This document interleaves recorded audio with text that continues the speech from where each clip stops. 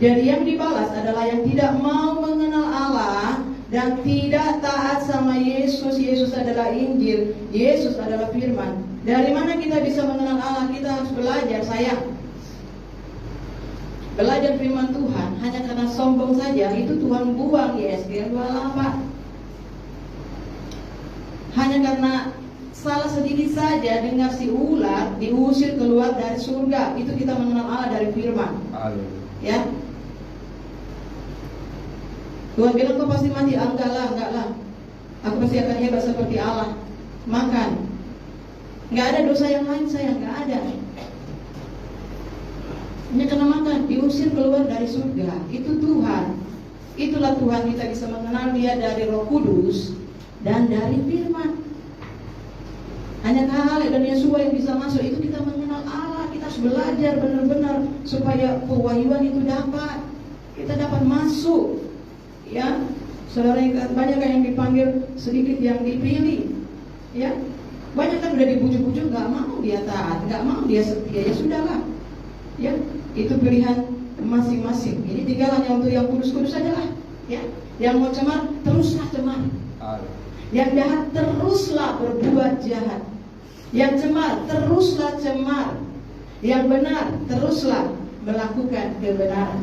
Yang kudus teruslah menguduskan dirinya. Disuruh terus sama firman, nggak dilarang. Kalau yang larang-larang tuh gimana? Jangan. Oh, kalau firman nggak, silakan terus.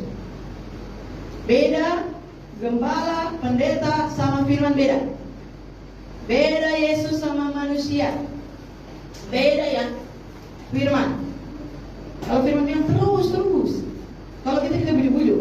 Jadi saya sudah tahu anak bodoh itu kan. Kau sudah di sini. Kau waktu susah kau datang sini minta tolong. Kalau susah kan apa tuh? Sakit minta tolong ke gereja, ke gembala. Mau nikah minta tolong ke gereja, ke pendeta. Mati minta tolong ke gereja, pendeta. Sakit minta tolong ke gereja, pendeta. Apa lagi? Miskin minta tolong, diberkati. Semuanya minta tolong sama Yesus. Lalu gereja kan, lalu hamba Tuhan kan. Terus waktu kau kayak gini, kau dibuang, siapa yang tolong? Kau keliling gereja tidak ada yang mau tolong. Gereja GPP saya Prata mau tolong kau. Kalau kami bilang mengasihi Tuhan dengan perbuatan itu bukan hanya ngomong saja. Dari jodoh pengembalaan papi mami saya itu tiap hari nolong orang. Siapa saja situ, si preman situ yang udah dibuang dari dihukum mati nggak mati. Itu ditampung di gereja, di pastori, dikasih makan tidur. Dari yang nganggur, miskin melarat, sampai dapat kerjaan, sampai dapat uang, sampai dapat gaji, bisa beli rumah baru keluar. Itu makan tidur gratis. Itu orang-orang. Lain lagi kalau pendeta-pendeta semuanya di situ ditampung. Saya tahu kok, saya dari kecil. Makanya engkau akan melakukan apa yang bapakmu lakukan, karena itu warisan. Jadi saya bilang kalau fokus kepada Tuhan, fokus untuk gereja, fokus untuk pekerjaan, itu maksudnya beri berkat kepada gereja, karena gereja itu tukang kasih makan orang, bukan untuk kepentingan pribadi. Kalau setiap hari banyak orang, berarti persembahan itu cukup nggak untuk kasih makan orang? Nggak cukup.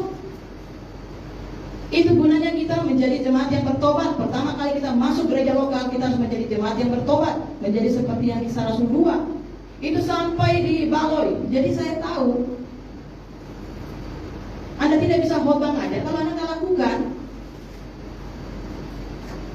Dikasih makan tidur, satu keluarga besar, sampai ada yang pernah juga 2 keluarga. Dulu jemaat anaknya 9, 10. Ada juga gembala, berapa banyak? Kalau mau hitung udah puluhan. Mengasihi Tuhan dengan perbuatan itu ngurus jiwa-jiwa. Terus dilayani dia di situ, diajak ibadah, diajar firman, diajar Injil. Ya, itu berapa banyak? Mereka tahu atau tidak? Nanti mereka juga akan berdiri. Apakah siapa yang melakukan itu untuk mereka? Yesus yang ada di dalam papi mami saya, udah paham? Yesus yang asli itu menginjil, mengajar, melayani. Ya, saudara yang kasih dalam Tuhan, ada berkat, nggak ada berkat tetap aja. Yang bilang ini jemaat itu yang miskin apa semua, tiba-tiba udah diberkati memberontak keluar, tetap juga mereka tetap melakukan yang sama. Enggak ada, kenapa ini kurang ajar kali ya, udah diberkati, sudahlah kami gak terima lagi. Enggak. Enggak. Siapapun yang ada dia terima. Yang ditolak gereja GPDI, gereja apa, dia terima kok. Karena untuk kesana itu harus bawa surat dari pusat, surat dari gembala. Itu berapa banyak itu nggak diterima? Diterima oleh Pak Imami saya. Jadi kalau kita bilang mengasihi Tuhan dengan perbuatan, mana buktinya? Ya, kalau taat kepada Injil, mana buktinya? Ya, saudara, saya lihat buktinya apa yang dilakukan oleh mereka. Mereka lakukan itu kan karena mereka udah percaya terima Yesus ditebus oleh Tuhan Yesus yang baik. Makanya yang mereka lakukan adalah yang baik untuk gerejanya, untuk orang-orang berdosa atau orang baik kan, hamba Tuhan atau siapa saja berbuat baik. Yang ada di dalam gereja itulah saudara, yang datang ke gereja itu namanya gereja lokal masing-masing. Ya, itu yang benar ya saudara yang kasih dalam Tuhan. Kalau cuma khotbahnya kau melayani mimbar gampang. Ya saya katakan kepada Bodo itu ya. Kalau kau di sini kau setia. Ya, kalau kau mau pergi lagi ke persekutuan itu, kau keluar dari sini itu apa? Di sana kau. Dia mau nggak nolong kau? Saya langsung bilang gitu. Kalau nggak main-main. Ya, udah ditolong, udah diberkati, nanti nggak tahu berterima kasih, nggak mau setia loyal, toh juga masuk neraka untuk apa? Mending kau bilang aja dulu. Kalau kau mau bertobat, sungguh-sungguh bertobat, ikutlah minimal di gereja lokal ini 4 tahun. Itu 4 tahun, ikutin semua ibadah khotbah, ibadah apa, ikut pengajaran. Kalau enggak kau gagal, tidak akan dipakai Tuhan. Cobalah. Biarpun kau sudah S1, S2, S3, kau sekarang suruh khotbah, sebentar lagi kau dibuang. Aku udah bilang bukan sama kaum ibu, mati. Tuhan suruh kau khotbah di mana, melayani di mana? Hanya gara-gara sudah diangkat di ST itu, jadi pendeta di situ, kau tinggalkan gerejamu, enggak lama mati. Itu ngerti gak? Tunduklah kepada Allah. Terus yang kekhotbahin itu dia bertobat atau enggak? Malah yang mati dia.